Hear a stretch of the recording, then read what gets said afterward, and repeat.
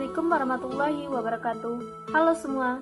Perkenalkan, kami dari kelompok 4. Di sini kami akan membahas tentang undang-undang perkawinan dengan fakta yang terjadi di dalam masyarakat. Video ini kami buat untuk memenuhi tugas mata kuliah Sosiologi Hukum.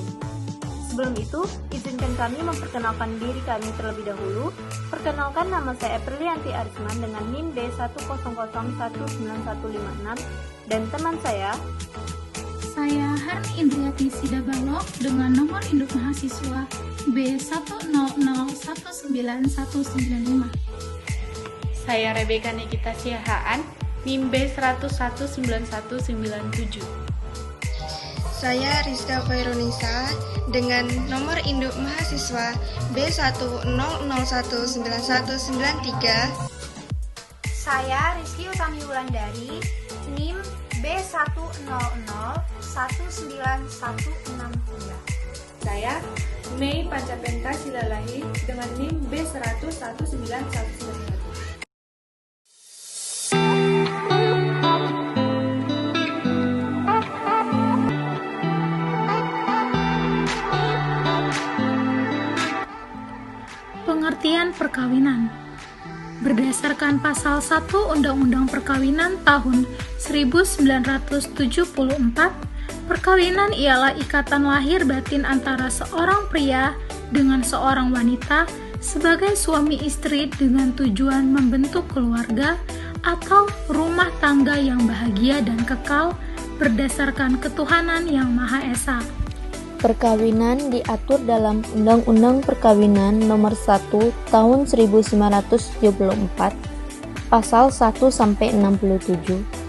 Salah satu isi dari Undang-Undang Nomor 1 Tahun 1974 adalah Pasal 7 Ayat 1 yang mengalami perubahan norma, yang dimana perkawinan hanya diizinkan jika pihak pria dan wanita sudah berusia 19 tahun. Undang-Undang Nomor 16 Tahun 2019 sebagai perubahan atas Undang-Undang Nomor 1 Tahun 1974 tentang perkawinan seperti yang diamanatkan Mahkamah Konstitusi. Undang-Undang perkawinan yang baru mengubah batas usia minimal menikah laki-laki dan perempuan yang akan menikah minimal di usia 19 tahun.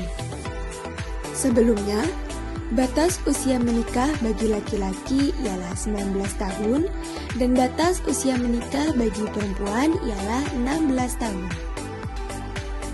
Menteri Pemberdayaan Perempuan dan Perlindungan Anak Yohana Yembise menyatakan bahwa revisi dilakukan untuk melindungi hak anak dan terciptanya perkawinan yang sehat dan sejahtera. Batas usia 19 tahun tersebut dinilai telah matang jiwa raganya dan dapat melangsungkan perkawinan agar dapat mewujudkan tujuan perkawinan secara baik dan tanpa berakhir pada perceraian dan mendapatkan keturunan yang sehat dan berkualitas. Selain itu, juga dapat terpenuhinya hak-hak anak sehingga mengoptimalkan tumbuh kembang anak. Undang-undang ini diharapkan bisa menurunkan angka penyalahgunaan anak dengan praktek pernikahan usia dini. Namun, isi undang-undang tersebut tidak sesuai dengan fakta yang terjadi. Sampai sekarang, masih banyak sekali orang tua yang memperbolehkan anaknya menikah, padahal usia sang anak belum mencapai 19 tahun. Contoh kasus pernikahan di bawah umur yang terjadi di dalam masyarakat. Lagi-lagi terjadi pernikahan di bawah umur di Indonesia.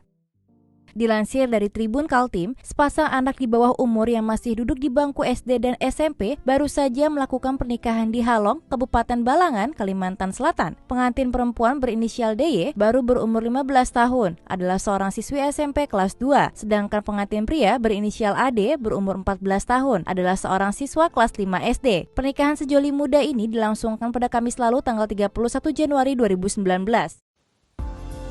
Seperti contoh kasus pernikahan dini di Tapin, Kalimantan Selatan, yang sudah berlangsung beberapa hari, namun dibatalkan karena dipandang melanggar Undang-Undang Perkawinan.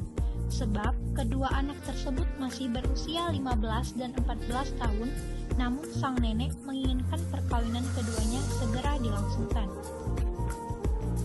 Hal ini tentunya melanggar ketentuan Undang-Undang Nomor 1 Tahun 1974 tentang perkawinan yang menyebutkan batas usia menikah ideal adalah 21 tahun, tetapi jika mendapat izin orang tua, batas usia bagi perempuan adalah 16 tahun dan laki-laki 19 tahun. Contoh kasus tersebut sangat tidak baik, karena secara biologis, mungkin perempuan belum siap dan sudah pasti melanggar undang-undang. Menurut UNICEF, Indonesia menjadi negara dengan angka perkawinan anak tertinggi ke-7 di dunia.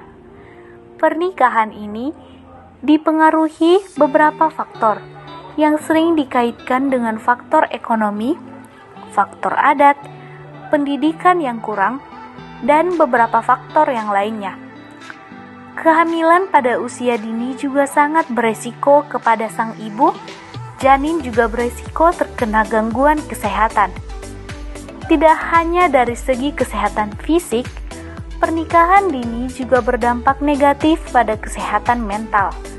Tidak jarang pula pernikahan dini menyebabkan KDRT dalam pernikahan. Usia merupakan salah satu faktor yang mempengaruhi kematangan emosional seseorang.